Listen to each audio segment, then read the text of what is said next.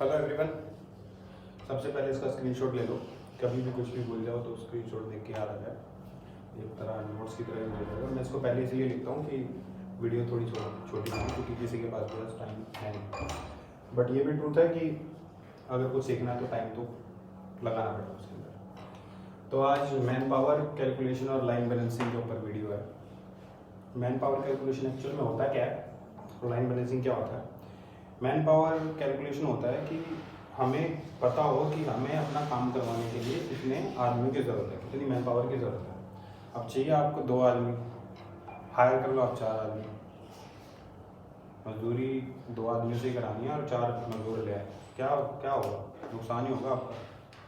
ठीक है, तो वो पता होना चाहिए कि कैसे निकलता है, कितने चाहिए, उसके लिए वीडियो है। सबसे पहले डेफिनेशन की बात कर लेते हैं। तो ये बताता है कि how much man power required to do the production और रन द प्रोडक्शन लाइन। ये आपको प्रोडक्शन करवाने के लिए या प्रोडक्शन लाइन को रन करवाने के लिए कितने आदमियों की ज़रूरत है। ठीक है, तो इसका एक छोटा सा फॉर्मूला है, वो है sigma city divide by city. अब ये कहीं को थोड़ा सा awkward सा लग रहा होगा कि क्या है सिग्मा सिटी। सिग्मा होता है सम, सबको पता है। जिसको नहीं पता या जो भूल गया करके वो याद कर लो कि सिग्मा का मतलब सम होता है और सिटी का मतलब होता है साइकिल टाइम, जो मैं पिछली वीडियो में बता चुका हूँ, जिसका लिंक डिस्क्रिप्शन में है, तो आप देख सकते हैं। तभी ये वीडियो पूरी क्लियर होगी आपको या नहीं होगी, या जिसको पहले से साइकिल टाइम टैक टाइम के बारे में पता है वो इस वीडियो को आसानी से समझ सकते हैं। ठीक है, तो सिग्मा सिटी का फुल फॉर्म जो होता है वो सम ऑफ साइकिल टाइम। सिग्मा का मतलब सम और साइकिल टाइम का साइकिल टाइम, तो सम ऑफ साइकिल टाइम, जितने भी साइकिल टाइम है उन सब का सम। अब इसको एक चीज़ और बोला जाता है थ्रूपुट टाइम। जो भी ऑटोमोबाइल इंडस्ट्री के लोग हैं, प्रोडक्शन से रिलेटेड हैं, वो सब जानते हैं थ्रूपुट टाइम के बारे में। जो नहीं जानता या जिसने सुना है उसको थोड़ा ब्रीफ कर दूंगा कि थ्रूपुट टाइम वो होता है कि जितना आपके टोटल प्रोसेस होने के बाद पार्ट फिनिश गुड बन के बाहर निकल रहा है, वो आपका थ्रूपुट टाइम है। कि 35 सेकंड यहाँ लग रहे हैं, 40 यहाँ लग रहे हैं, 38 यहाँ लग रहे हैं, 32 यहाँ लग रहे हैं, तो टोटल जो भी टाइम है आपका, टोटल जो कंज्यूम टाइम लग रहा है प्रोडक्ट के ऊपर, वो आपका थ्रूपुट टाइम है। टोटल लाइन का साइकिल टाइम उनका सब। ठीक है, वो होता है सिग्मा सिटी। अब सिटी 2 प्रकार के होते हैं, 2 तरह के होते हैं। एक तो सिटी होता है आपका पूरी लाइन का, कि आपका लाइन का साइकिल टाइम क्या। अगर मैं ये लाइन एक रन करूँ, ये मैंने प्रोसेस लिख रखे हैं, मैं बताता हूँ आपको। ये आपके प्रोसेस हो रहे हैं 4। ठीक है, अब आपके यहाँ पे ये लाइन चल रही है जी, उसमें 4 प्रोसेस हैं। अब आपका साइकिल टाइम क्या होगा? अब आपका साइकिल टाइम होगा 42 सेकंड, क्योंकि हाईएस्ट है इसके हिसाब से आपके पार्ट में। ठीक है, ये तो हो गया लाइन का साइकिल टाइम। अब बात आती है पर्टिकुलर एक एक प्रोसेस के साइकिल टाइम की। तो इस प्रोसेस का जो साइकिल टाइम है वो 35 सेकंड है, इस प्रोसेस का है 42, इसका है 38 और इसका है 32। ठीक है, ऐसे है। अब जो सम ऑफ साइकिल टाइम है, और इसको एक बार एग्जांपल लेके समझ लेते हैं। अब मैंने इसमें क्या लिया है, पेन की असेंबली ली है। कि पेन की असेंबली इसलिए ली है क्योंकि हर एक बंदा जो भी ये वीडियो देखेगा, जरूरी नहीं है कि मेरी इंडस्ट्री से वो रिलेट कर दो, किसी भी इंडस्ट्री से रिलेट कर सकता है। ठीक है, तो एग्जाम्पल सबके लिए कॉमन सा लिया मैंने, इसलिए कि समझ में। ठीक है, तो ये पेन की असेंबली का एग्जाम्पल है। पेन कैसे असेंबल होता है जी? एक पेन की बॉडी होती है, उसमें हम बैक वाली कैप लगाते हैं, फिर उसमें रिफिल डालते हैं, और फिर ऊपर वाली कैप लगाते हैं, और फिर फाइनल कवर कैप लगाते हैं। ये 4 स्टेप होते हैं पेन को बनाने के, असेंबल करने के बेसिकली। तो पहला है कि fit the back and cap with the pen body. ठीक है, 35 सेकंड मैंने लिया है सिर्फ आपको समझाने के लिए, लगने को 1-2 सेकंड ही लगता है, सिर्फ समझाने के लिए कि कैसे ये काम होता है, कैसे कैलकुलेशन निकलती है, कैसे लाइन बैलेंस होती है उसके लिए। 35 सेकंड आपको मानना है कि जो बैक वाली कैप है उसको लगाने के लिए 35 सेकंड लग रहे हैं। Insert the refill into the pen body. अब रिफिल को पेन बॉडी में डालने में 42 सेकंड लग रहे हैं दूसरे ऑपरेटर को। तीसरा ऑपरेटर क्या कर रहा है? Fit the mouth cap to the pen body. अब वो माउथ कैप उसमें लगा रहा है, वो 38 सेकंड में लगा रहा है। फिट द कवर कैप वो 32 सेकंड में लगा रहा है। चौथा ऑपरेटर लगा रहा है। 4 ऑपरेटर लेते हैं हमने। अभी करंट प्रोसेस जो हमारा चल रहा है वो इस हिसाब से चल रहा है। तो आपका सिग्मा सिटी क्या आ जाएगा? सम ऑफ होल साइकिल टाइम। कितना समय जी? 147 सेकेंड्स। ये टाइम लग रहा है आपको। ठीक है, अब बात आती है आपके पास सिग्मा सिटी है, सिर्फ सिटी निकालना है आपको। सिटी आपको निकालना है तो पिछली वीडियो में जाइए, वो देख लीजिए, आपका सिटी निकल गया है। अब बात आती है, वो तो निकालेंगे उसमें टाइम लगेगा। अभी हम सिर्फ मान लेते हैं कि 50 सेकंड आपका सीटी है, ठीक है, उस हिसाब से निकाल देते हैं। तो अभी आपके पास सिग्मा सीटी भी है, पिछले वीडियो से आपके पास सीटी आ गया। अभी मैंने जूम किया है इस वीडियो के लिए 50 सेकंड। तो अभी मैन पावर कैलकुलेशन करने के लिए सिग्मा सीटी डिवाइड बाय सीटी, तो आपका कितना आ गया 2.94। अब मैन पावर कैसे कट भी सकता है ना, तो 3 मैन पावर आ जाएगी सीधी सीधी, ठीक है।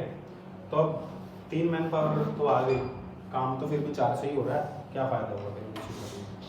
उसके लिए हम यूज़ करते हैं लाइन बैलेंसिंग। अब लाइन बैलेंसिंग क्या होता है जी, ये एक टेक्निक है जिसके ज़रिए हम इक्वल लोड डिस्ट्रीब्यूट करते हैं ऑपरेटर वाइज। अब यहाँ क्या हो रहा है, एक ऑपरेटर के पास तो 35 सेकंड का काम है, एक के पास 42 का काम है, एक के पास सिर्फ 32 का ही है। क्या लोड इक्वली डिस्ट्रीब्यूट है? नहीं, इसलिए 4 ऑपरेटर आ रहे हैं 3 की जगह। अगर लोड इक्वली डिस्ट्रीब्यूट होता तो कभी भी ये प्रॉब्लम आती नहीं कि 3 की जगह 4 लगा रखे हैं। ये कंडीशन में आती है, वो कंडीशन मैं आपको बताऊंगा, वो अगली वीडियो में बताऊंगा। अभी लोड को हमें इक्वल डिस्ट्रीब्यूट करना है, तो आपका जैसे ही लोड इक्वली डिस्ट्रीब्यूट होगा तो आपकी लाइन बैलेंस हो जाएगी और आपको 3 मैन पावर से काम हो जाएगा 4 की, क्योंकि कैलकुलेटेड है। अब इसकी डेफिनेशन की बात करते हैं कि मतलब क्या है इसका। A technique to align production output, ठीक है, ये एक टेक्निक है जो प्रोडक्शन के आउटपुट को अलाइन करती है, किसके जरिए, with customer demand through loading of cycle time. Cycle time का लोड देते हैं हम सबको equally as per customer demand. अब कस्टमर डिमांड की यहाँ जहाँ बात होगी वहाँ पे सीधा सीधा टेक टाइम आ जाएगा, ये मैंने पिछली वीडियो में बता रखा आपको।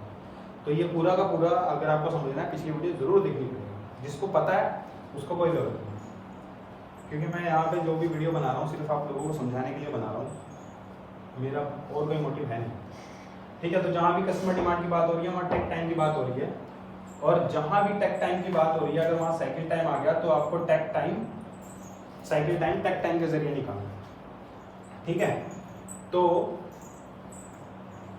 समझ गए, ये ऐसी टेक्निक है जिसमें आप प्रोडक्शन आउटपुट अलाइन करते हैं कस्टमर की डिमांड के according through give the equally load to the operator in form of cycle time.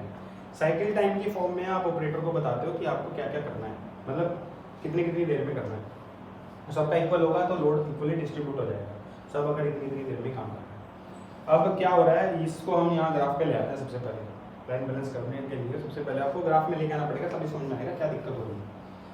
अभी हमने ग्राफ बनाया, 4 ऑपरेटर रखे, अब उनका इसका 35 सेकंड ले लिया, ये 42 सेकंड ले लिया, 38 सेकंड ले लिया, 32 सेकंड ले लिया। अब अपना टारगेटेड जो साइकिल टाइम है, जो कैलकुलेटेड साइकिल टाइम है, जो पिछली वीडियो से निकल के आया अकॉर्डिंग टू कैलकुलेशन, वो 50 सेकंड है, ठीक है। अब हम देख रहे हैं कि ये 50 सेकंड तो है, अब गैप कितना है, ये रहा गैप,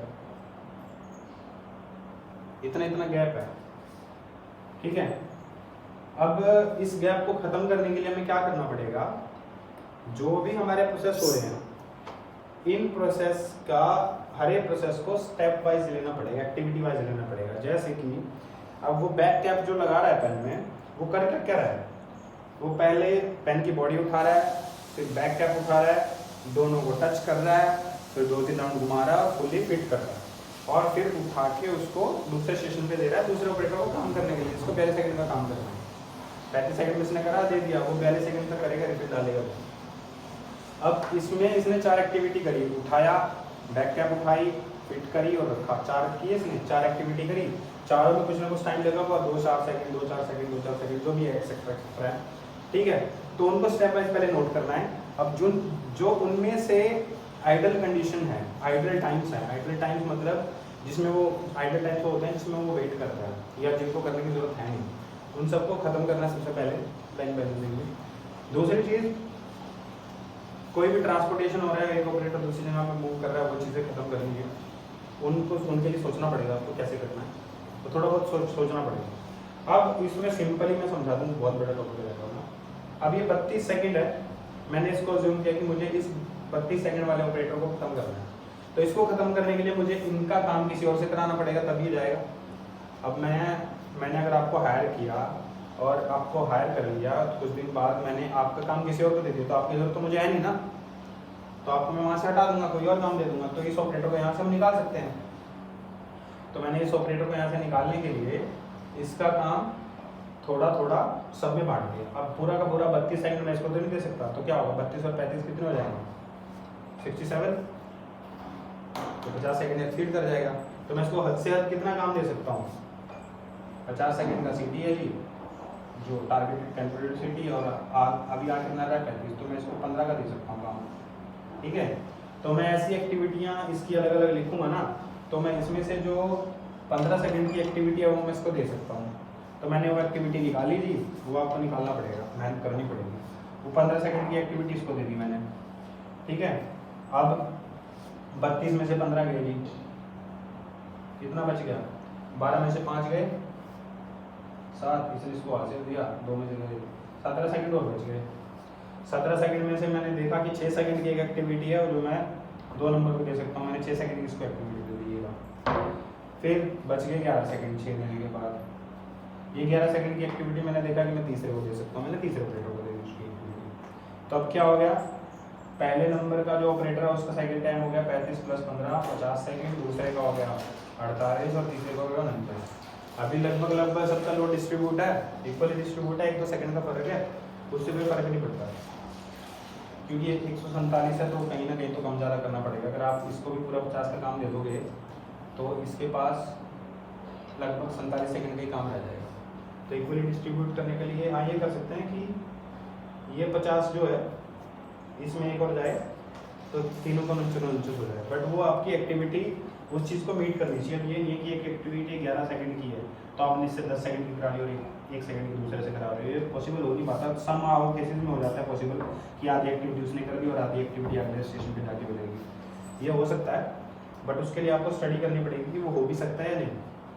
तो अब हमने क्या किया, 4 ऑपरेटरों का काम 3 में डिवाइड कर दिया जी और चौथे को कर दिया खत्म, 4 नंबर को खत्म कर दिया।